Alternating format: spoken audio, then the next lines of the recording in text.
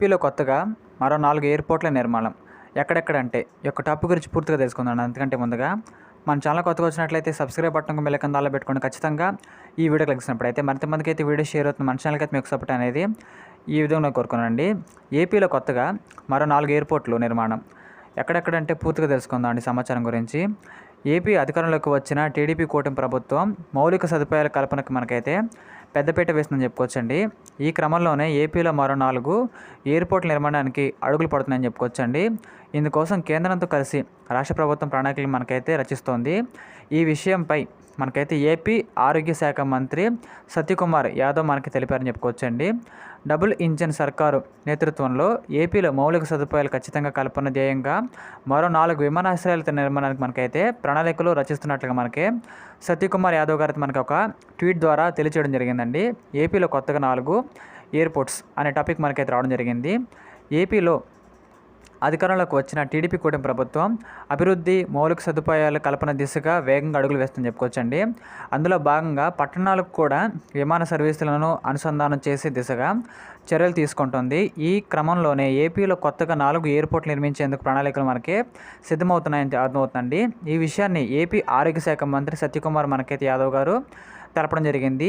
ఈ మేరకు ఎక్స్ వేదికగా మనకైతే ట్విట్టర్ అండి ఆయన ట్వీట్ చేయడం జరిగింది. ఏపీలోని డబుల్ ఇంజిన్ సర్కారు ప్రధాని నరేంద్ర మోడీ, ముఖ్యమంత్రి నారా చంద్రబాబు గారు అదేవిధంగా దర్శనీయత కారణంగా రాష్ట్రంలో కొత్తగా 4 విమానాశ్రయాల నిర్మాణానికి ప్రణాళికలు సిద్ధమవుతున్నాయని సత్యకుమార్ గారితో ఒక ట్వీట్ ద్వారా మనకైతే తెలియచేయడం జరిగిందండి. చిత్తూరు జిల్లాలోని కుప్పం, నెల్లూరులోని దాదాదస్తై, అదేవిధంగా గుంటూరులోని నాగార్జునసాగర్, శ్రీకాకుళంలోని మూలపేటలో విమానాశ్రయాల నిర్మాణానికి మనకైతే ప్రణాళికలు రచిస్తున్నట్లుగా మనకైతే మంత్రిగా తెలపడం జరిగిందండి.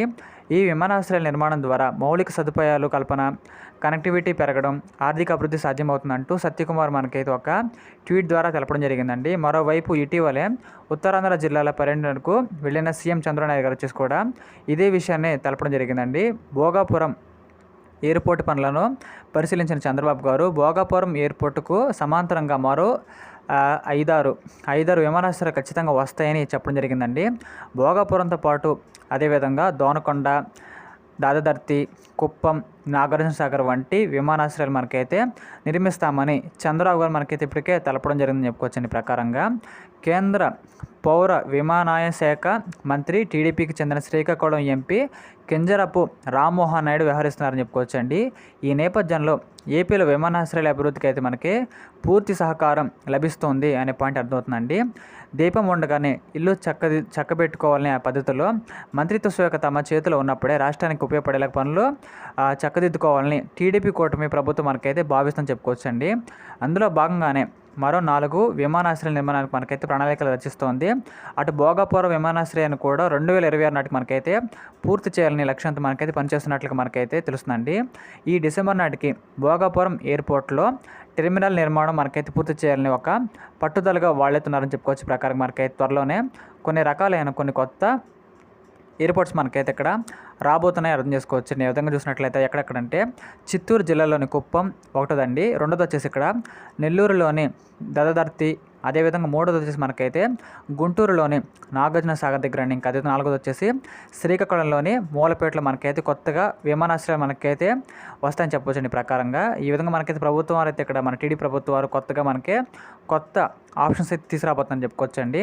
ఇలాంటి మరిన్ని కరెంట్ అఫైర్స్ కోసం మన ఛానల్ని లైక్ చేయండి, షేర్ చేయండి, సబ్స్క్రైబ్ చేయండి ఖచ్చితంగా. Thank you.